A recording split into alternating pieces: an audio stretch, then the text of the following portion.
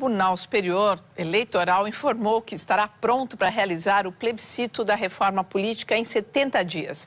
Hoje, o governo entregou ao Congresso Nacional a mensagem da presidente Dilma Rousseff com os pontos da consulta popular. A proposta agora está oficialmente nas mãos dos parlamentares.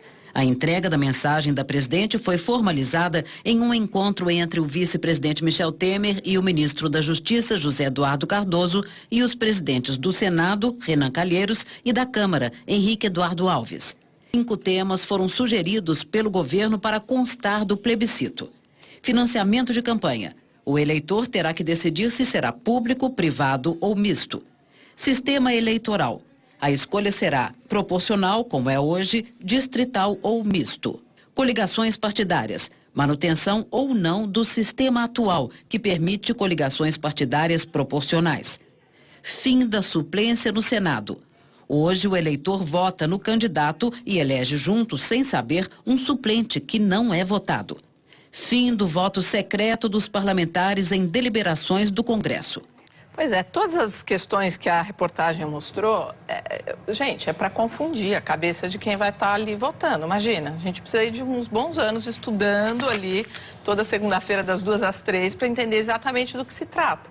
Não é? Porque são questões complexas que não se decide assim Agora, a outra coisa é assim, que eu fico pensando, a gente tem batido nessa tecla aqui no Jornal da Cultura, eu gostaria de ouvir a opinião de vocês, é que tudo que a gente não quer é esse Congresso decidindo sobre o nosso futuro político, vamos dizer assim. Como é que faz para sair disso? Eduardo? Eu diria, olha, que essa proposta da Constituinte é uma manobra diversionista. No meio dessa confusão gerada pelas manifestações de rua, a pressão sobre o Congresso, sobre os poderes, inventaram uma saída como se você estivesse segurando os pratos no ar e não pudesse deixar cair. Rapidamente, joga para o Congresso, mas assim... O que você está dizendo é o seguinte, que toda essa movimentação é para tirar o foco das urgências que os movimentos levantaram, é isso também ou não? Eu acho que é para tirar o foco, mas talvez não consiga tirar o foco. Porque, veja bem, são 5 questões que foram postas. Não são as questões mais relevantes, não são as mais importantes. 2 delas, por exemplo, são tão óbvias que não precisa plebiscito. Precisa ter suplente no Senado, é totalmente irrelevante, acaba com isso. O voto secreto, ninguém mais quer voto secreto no parlamento. Todo mundo achando que já tinha acabado, que é um consenso. As outras 3 são mudanças, 2 delas que podem ser feitas por lei, que é a questão do financiamento eleitoral e da questão das coligações partidárias. Então, você está dizendo que não precisa nada desse enorme complexidade. E talvez o sistema eleitoral precisasse de uma pequena mudança. Agora, você propor um plebiscito, você quer o sistema distrital puro, distrital misto, majoritário complexo, é quase uma insanidade, porque a maioria dos professores não entende bem quais são essas nuances do sistema. Então, levar isso para plebiscito sem uma discussão, depois é o seguinte, não dá tempo. Veja bem, o presidente do Senado diz que precisa 90 dias para mandar o decreto, a proposta. O Tribunal Eleitoral precisa 70 para convocar o plebiscito. Então, tudo que for feito agora não valerá para o ano que vem, a menos que fosse votado antes de outubro. Já estão falando em mudar a eleição do ano que vem para novembro. De repente, vão mudar para quando a eleição do ano que vem? Então, nós estamos vivendo um quadro complexo em que algumas questões não foram colocadas. Por exemplo, a questão do voto obrigatório. A questão de você proibir a acumulação de cargo de deputado com de ministro, de secretário de Estado. A questão da porcentagem... O voto obrigatório a gente vai tratar até na próxima reportagem, Perfeito. gente. Tem, de fato, questões que uma constituinte conseguiria tratar de maneira muito mais profunda. Por exemplo, a possibilidade de revogação de mandato, a possibilidade de revogação de leis se pelo menos 10% da população estiver contra, e aí iria para um plebiscito ou referendo a essa lei. Enfim, uma série de medidas que seriam muito mais relevantes realmente do que essas. E eu acho muito interessante essa observação de que isso é uma tática de desviar o foco das atenções, com certeza. Vamos só continuar nesse assunto, eu vou chamar a próxima matéria, que é sobre a manutenção ou não do voto obrigatório.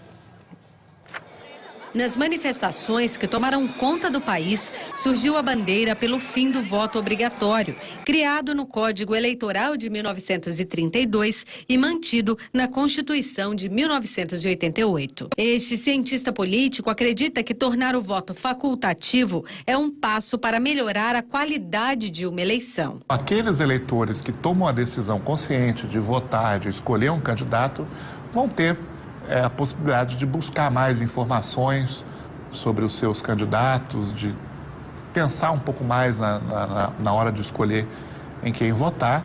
Para esta socióloga, acabar com o voto obrigatório aumentaria as abstenções. Ela cita as enormes distâncias no país que dificultam as votações. Populações ribeirinhas, populações que moram no Amazonas, nos Pampas, no interior, no Cariri. Você pensar que você tem que andar quilômetros para ir votar, às vezes falar, não, eu tenho minha família, eu tenho filhos, eu vou deixar criança, e acabam deixando de votar.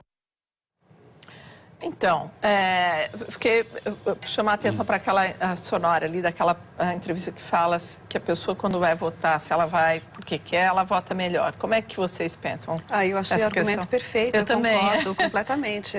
A gente tem que ter um voto de qualidade, não aquela pessoa que pega o santinho na rua a caminho da urna, né? Eu acho que tem realmente, é uma reivindicação muito importante, junto com essas outras que a gente tem falado, por exemplo, de uma participação mais direta, não só de uma participação consciente, mas mais direta da população na representação e na política do país. Essa participação direta, por exemplo, podendo revogar leis, né? Então, tem uma lei tramitando no Congresso, a população é contra, que faça um plebiscito e revogue a lei, né? Ou mesmo um representante que não está atuando de acordo com as necessidades, que possa ser retirado. Então, essa participação direta, que eu acho que é um anseio muito válido hoje da população. Eduardo?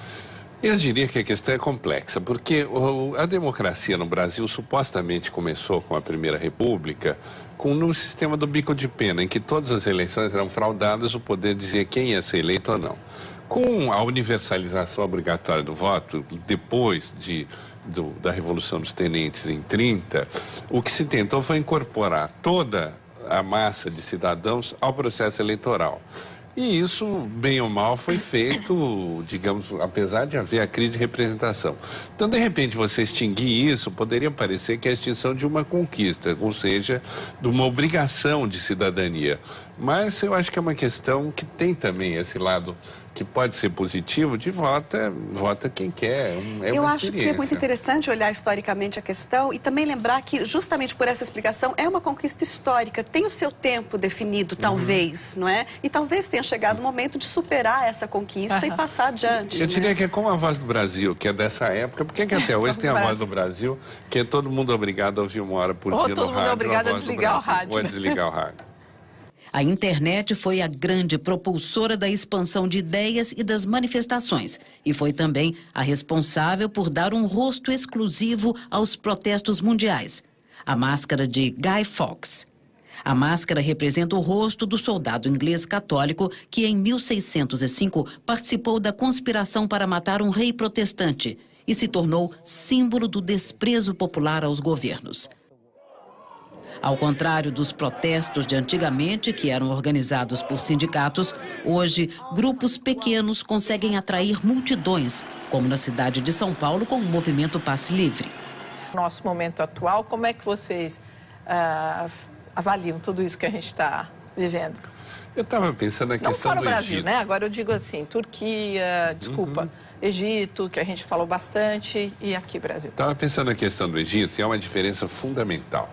É que o problema do Egito é a ditadura. Eles saíram de uma ditadura, esperavam uma democratização com o presidente Mursi, tiveram um problema de autoritarismo e tem o exército como árbitro. O Brasil, eu diria, talvez seja um otimista, que o nosso problema não é a ditadura, o nosso problema hoje é a democracia.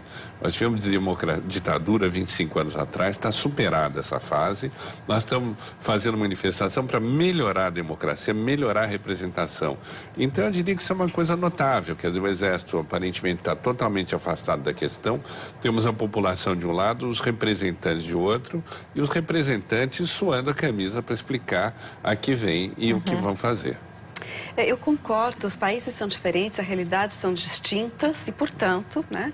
No entanto, o que chama a atenção é que dentro de tanta diferença, haja também tanta semelhança, porque essa população que está nas ruas, tanto no Egito como aqui, tem uma mentalidade muito parecida. Mas